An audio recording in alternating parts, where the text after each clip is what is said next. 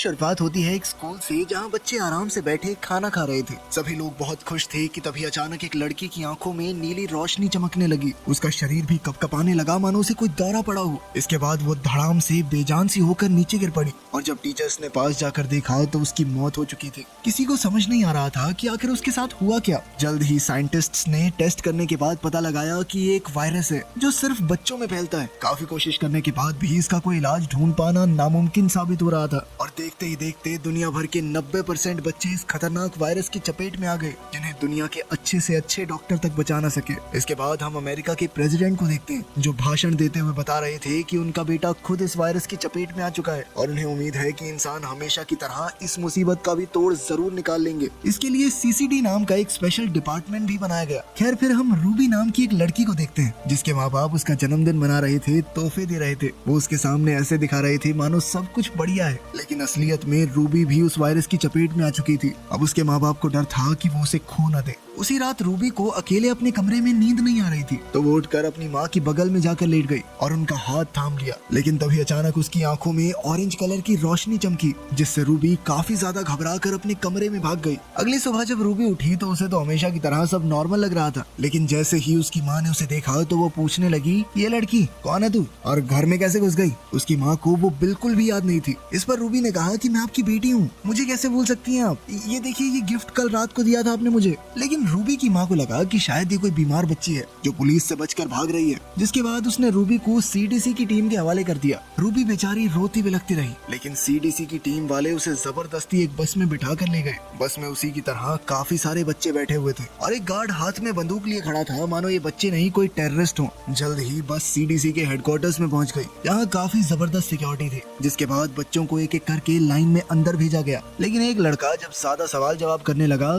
तो वहाँ मौजूद गार्ड्स ने उसे बुरी तरह पीटा। ये सब देखकर रूबी बहुत ज्यादा घबरा गई। जल्द ही सभी बच्चों को उनके चेकअप के लिए डॉक्टर के पास भेज दिया गया। जब रूबी की बारी आई तो डॉक्टर ने उसे बताया कि ये बीमारी उसके शरीर में खास तरह की म्यूटेशन कर रही है। कुछ ऐसा ही बाकी बच्चों के साथ भी हो रहा है। ये म्यूटेशन इतनी ज्यादा थी कि अब उन्हें इंसान कहना भी शायद सही नहीं होगा, क्योंकि डीएनए बदलने से अब सभी बच्चों में अलग अलग करिश्माई शक्तियाँ देखी जा रही थी, जिन्हें अब साइंटिस्ट्स ने अलग अलग कैटेगरीज में डाल दिया है। जिनकी आंखें अपनी शक्तियों का इस्तेमाल करते हुए हरी होती हैं, उन्हें सबसे समझदार और सेफ कैटेगरी में रखा गया था। ब्लू आंखों वाले बच्चों के पास चीजों को बिना हाथ लगाए हवा में उड़ाने की शक्तियाँ थी और जिनकी आंखें गोल्डन थी वो बिजली को कंट्रोल कर सकते थे। ये तीन रंग फिर भी सेफ थे, लेकिन कुछ बच्चों की आंखों में रेड और ऑरेंज कलर भी देखा गया था जो काफी रेयर था और इस तरह के बच्चों को पता लगते ही खत्म करने के ऑर्डर्स दिए गए थे, क्योंकि इनकी शक्तियाँ बहुत ज्यादा खतरनाक थी। जल्द ही टेस्ट के दौरान डॉक्टर को पता चला कि रूबी भी ऑरेंज है, जिसके बाद स्क्रीन पर टर्मिनेट यानी खत्म करने का मैसेज फ्लैश करने लगा। डॉक्टर ने रूबी को कुछ न बताते हुए बड़ी शांति से एक इंजेक्शन उठा लिया, जिसकी मदद से वो शायद रूबी को खत्म करने वाला था।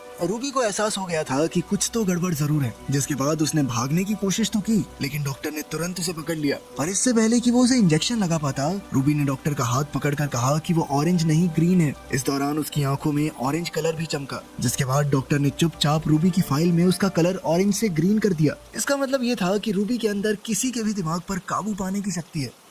इसके बाद सभी बच्चों को ग्रीन, ब्लू और गोल्डन कपड़े पहना दिए गए। रूबी ने देखा कि वहाँ कोई भी रेड और ऑरेंज कपड़ों वाला बच्चा नहीं था, क्योंकि शायद उन्हें पहले ही मार दिया गया होगा। इस तरह लगभग 6 साल बीत गए। अब जो काम तेज दिमाग वाले ग्रीन बच्चे बड़ी आसानी से कर लेते थे वो रूबी को समझ नहीं आते थे। और इसी तरह एक दिन कैप्टन मैकमेनस की नजर उस पर पड़ी। वो रूबी से कहने लगा, जितना तेरा दिमाग है तू मुझे ग्रीन तो नहीं लगती। ये सुनकर रूबी काफी घबरा गई और जब वो अपने ग्रुप के साथ वापस कमरे में जा रही थी तो अचानक स्पीकर से हाई फ्रीक्वेंसी साउंड की बौछार हो गई जो सिर्फ ये खास बच्चे ही सुन सकते थे। बाकी किसी पर इसका कोई असर नहीं था। जल्द ही रूबी बेहोश हो गई और उसकी आंख खुली मेडिकल रूम में, जहाँ एक फीमेल डॉक्टर उसके सामने बैठी थी। जल्द ही एक गार्ड ने वहाँ आकर डॉक्टर से कहा कि इलाज का समय बहुत हुआ, जल्दी चलो यहाँ से। डॉक्टर ने जल्दी से कागज पर कुछ लिखा और वहाँ से चली गई। उस नोट में लिखा था कि इन लोगों को तुम्हारी सच्चाई पता चल चुकी है, जिंदा रहना चाहती हो तो बॉयलर रूम में आकर मिलो। और रूबी ने बिल्कुल ऐसा ही किया। वो चुपचाप दूसरे कमरे में पहुँच गई, जिसके बाद वो डॉक्टर उसे सबकी नजरों से बचाते हुए अपनी गाड़ी तक ले आई। पर जैसे ही वो दोनों बेस से बाहर निकलने लगे तभी अचानक एक गार्ड ने उन्हें रोक लिया। पर अपनी शक्तियों की मदद से रूबी ने उस गार्ड के दिमाग को काबू में करके उससे दरवाजा खुलवा लिया, जिसके बाद आखिरकार रूबी बेस से बाहर आ चुकी थी।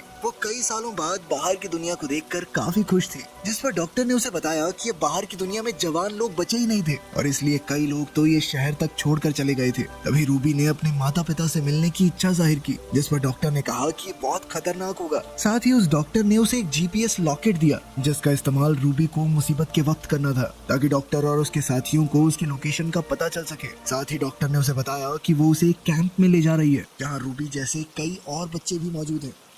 कुछ देर बाद वो डॉक्टर अपने साथी से मिली, पर जैसे ही रूबी ने उस आदमी से हाथ मिलाया तो वो बहुत ज्यादा डर गई, क्योंकि उस आदमी के हाथ को छूते ही रूबी को एक अजीब सी विजन दिखाई दी थी, जिसमें कई सारे बच्चे भाग रहे थे। इसके बाद जब रूबी अपने कपड़े बदलने के लिए अंदर गई तो वहाँ उसे एक और लड़की दिखाई दी, जो खुद एक गोल्डन थी, पर वो रूबी को देखते ही इतना ज्यादा डर गई कि उसने अचानक से रूबी के ऊपर बिजली का हमला कर दिया और फिर वहाँ से भागकर एक वैन में छुप गई। पर इसके बावजूद भी रूबी ने उसका पीछा करके मदद की गुहार लगाई। उसकी ये बात सुनकर उस गोल्डन लड़की ने वैन का दरवाजा खोल दिया, जिसके बाद उसने रूबी को भी वैन के अंदर ही छुपा लिया। उस वक्त वैन में 2 और लोग मौजूद थे, जिनमें लियम और उसका एक दोस्त शामिल थे, जिनसे रूबी ने झूठ बोलते हुए बताया कि वो एक ग्रीन है, और इसके बावजूद भी कुछ लोग उसका पीछा कर रहे थे। उसकी ये कहानी सुनने के बाद वो लोग भी उसकी मदद के लिए तैयार हो गए और इसी दौरान एक टीम लगातार उनका पीछा कर रही थी और वहीं दूसरी तरफ डॉक्टर भी उनके पीछे लगी हुई थी। पर तभी लियम ने एक ब्लू आई होने की वजह से उन दोनों की गाड़ियों को तबाह कर दिया, जिसके चलते वो लोग आराम से बचकर निकल गए। कुछ देर बाद वो लोग एक सुनसान जगह पर रुके, जहाँ लियम के दोस्त को समझ नहीं आ रहा था कि आखिर रूबी एक ग्रीन होने के बावजूद ऐसे छुप छुप कर क्यों भाग रही है,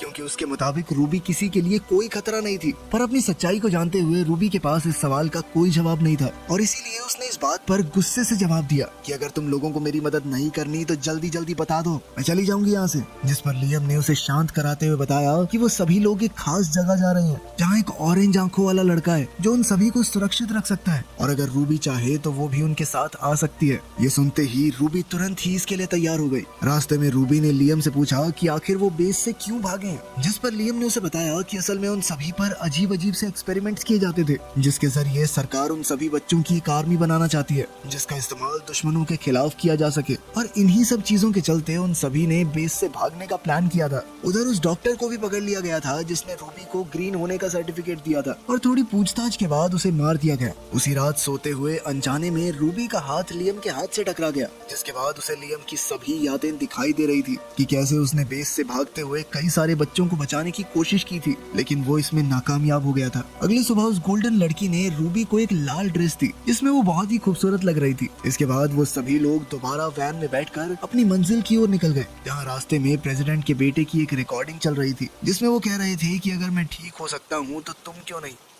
कुछ देर बाद ये लोग सामान खरीदने के लिए एक मॉल में रुके, जो पूरी तरह से खाली था, और तभी अचानक कुछ और बच्चों ने इन पर हमला कर दिया, जिसके बाद गोल्डन बच्ची ने अपनी शक्तियों से उन सभी को रोक दिया। असल में वो सभी बच्चे भी बिल्कुल इनके जैसे ही थे और उनके पास भी कुछ जादुई शक्तियाँ थी, इसीलिए सभी बच्चों ने रात भर बैठकर ढेर सारी बातें की। इस दौरान लियम ने उस ऑरेंज लड़के का पता जानने की कोशिश की, ताकि वो सभी जल्द से जल्द खुद को सुरक्षित कर सकें। पर उन बच्चों का कहना था कि कोई भी इंसान इतनी आसानी से वहाँ तक नहीं पहुँच सकता, क्योंकि वो जगह बहुत खुफिया थी। पर तभी रूबी ने उस लड़के के दिमाग को काबू में करके उससे वो पता निकलवा लिया, जो एक खास कोड था, जिसके बाद लियम का दोस्त और रूबी उस कोड का मतलब निकालने में लग गए। कुछ देर तक मेहनत करने के बाद जब उन्हें आखिरकार उस कोड का मतलब मिल गया तो वो सभी लोग बहुत खुश हुए। उस वक्त उसके बाकी सभी दोस्त भी वहाँ मौजूद थे और अब उन्हें समझ आ गया था कि रूबी ग्रीन नहीं बल्कि ऑरेंज थी। लेकिन रूबी को लग रहा था कि शायद उसके दोस्त अब उससे डरने लग जाएंगे, पर लियम के मुताबिक इसमें डरने वाली कोई बात थी नहीं। जिस पर रूबी ने उसे बताया कि असल में वो अपनी शक्तियों पर काबू नहीं कर पाती,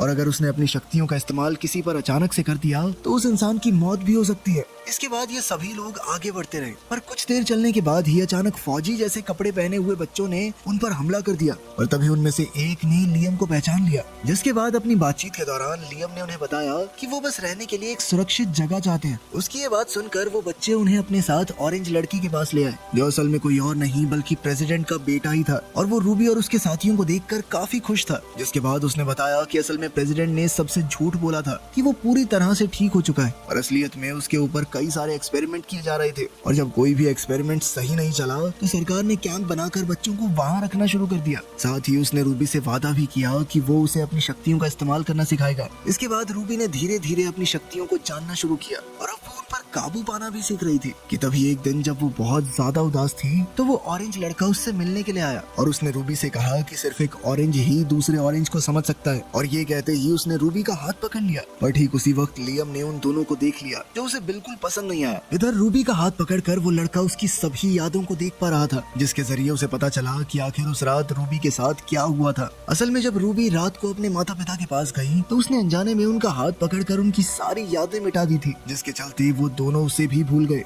और ये सब देखकर वो ऑरेंज लड़का बहुत ज्यादा हैरान था, क्योंकि ये सब करना तो उसे तक नहीं आता था और अब वो रूबी से ये सब सीखना चाहता था। लेकिन रूबी ने बताया कि वो खुद भी नहीं जानती कि वो ये सब कैसे कर पाती है। कुछ देर बाद जब वो कमरे से बाहर निकली तो उसकी मुलाकात लियम से हुई, जो उससे काफी नाराज था और उसका कहना था कि वो जानता है कि उन दोनों के बीच क्या चल रहा है। रूबी ने उसे समझाने की कोशिश की कि वो गलत समझ रहा है और साथ ही उसका कहना था कि वो दोनों चाहकर भी कभी पास नहीं आ सकते, क्योंकि उसे डर था कि वो लियम के साथ भी वही ना कर दे जो उसने अपने माता पिता के साथ किया था। इसके बाद वो लेक के पास गई जहां उसकी मुलाकात लियम के दोस्त से हुई और उसने रूबी को बताया कि उसे यहाँ भी महफूज नहीं लगता। उधर वो ऑरेंज लड़का लैपटॉप पर किसी को बता रहा था कि उसके पास कितने ग्रीन, कितने ब्लू और कितने ऑरेंज बच्चे मौजूद थे। लेकिन ठीक उसी समय पर रूबी वहाँ पहुँच गई, जिसके आते ही उसने अपना लैपटॉप बंद कर दिया। और असल में रूबी भी वहाँ पर लैपटॉप लेने ही आई थी ताकि वो लियम के दोस्त की बात उसके घर पर करवा सके। और ये मौका देखते ही उस लड़के ने रूबी के साथ एक डील करने की कोशिश की, जिसमें रूबी को उससे याददाश्त मिटाने वाली शक्ति सीखनी थी और इसके बदले में वो उसे लैपटॉप देने वाला था। रूबी भी इस चीज के लिए तुरंत ही तैयार हो गई। लेकिन उससे ये सीखते वक्त जब रूबी ने अपनी आंखें खोली तो उस वक्त वो लड़का उससे बदतमीजी करने की कोशिश कर रहा था, जिससे बचने के लिए रूबी ने उसके मुंह पर एक जोरदार मुक्का दे मारा। और जब वो उस कमरे से बाहर निकली तो उसकी मुलाकात लियम से हुई, जो रूबी से सारा सच जानने के बाद बहुत ज्यादा गुस्से में था और अब वो उस लड़के से बदला लेना चाहता था। लेकिन रूबी ने उसे किसी तरह से रोक लिया, क्योंकि वो जानती थी कि अब वो लोग यहाँ पर महफूज नहीं है, अब उन्हें जल्द से जल्द वहाँ से निकलना था।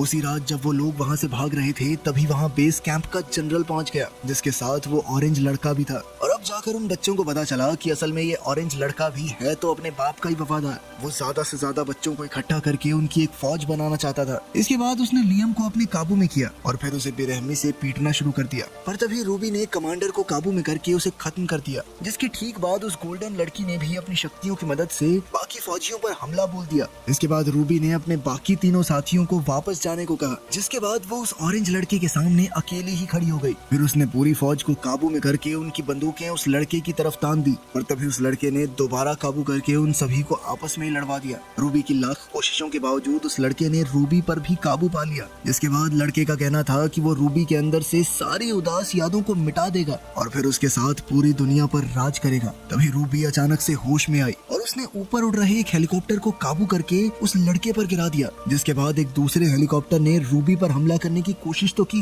पर लियम के दोस्त ने रूबी को बचा लिया। लेकिन इस सब में उसे काफी गहरी चोट लग गई थी और अब रूबी को समझ नहीं आ रहा था कि वो उसकी मदद कैसे करे। तभी उसे डॉक्टर के दिए हुए उस जीपीएस के बारे में याद आया। उस डॉक्टर ने बेस से भागने में उसकी मदद की थी, मतलब वो थोड़ा भरोसा तो कर सकती थी उस पर। जीपीएस के एक्टिवेट होते ही डॉक्टर जल्दी ही अपने एक साथी के साथ उन्हें बचाने के लिए वहाँ पहुँच गई। जल्द ही रूबी की आंख एक बिस्तर पर खुली और वो डॉक्टर उसके बेड के सामने ही कुर्सी लगाए बैठी थी। डॉक्टर ने बताया कि तुम्हारा जख्मी दोस्त हॉस्पिटल में है और उम्मीद है कि जल्द ही ठीक भी हो जाएगा। लेकिन लियम जल्द से जल्द वहाँ से निकलने की मांग कर रहा है। लाख समझाने के बाद भी वो यहाँ नहीं रहना चाहता और वो रूबी को यहाँ अकेला छोड़कर भी नहीं जाएगा। डॉक्टर ने ये भी बताया कि उनका मकसद प्रेसिडेंट को पकड़वाना है, उसके काले कारनामों को दुनिया के सामने लाना चाहते हैं और वो ये सब रूबी के बिना हासिल नहीं कर पाएंगे। रूबी नहीं चाहती थी कि लियम को कोई भी नुकसान पहुँचे, इसीलिए उसने लियम के करीब जाकर अपनी शक्तियों से उसके दिमाग से अपनी हर एक याद मिटा दी। इसके बाद रूबी ने उसे उसका बैग थमाकर घर जाने को कहा, जिसके लिए लियम तुरंत ही तैयार हो गया। अपने प्यार को उसे भुलाकर जाता देख रूबी की आंखों में आंसू आ गए, लेकिन वो जानती थी कि यही सही है। दूसरी ओर हम प्रेसिडेंट के लड़के को देखते हैं जो अभी तक जिंदा था। इस वक्त वो अपनी आर्मी के सामने खड़ा था जिनको उसने अपने वश में कर रखा था। वहीं रूबी भी उसका सामना करने के लिए पूरी तरह से तैयार थी। यहीं पर मूवी खत्म होती है। सेकंड पार्ट अभी आया नहीं है, जब आएगा बना देंगे। मिलते हैं अगली वीडियो में।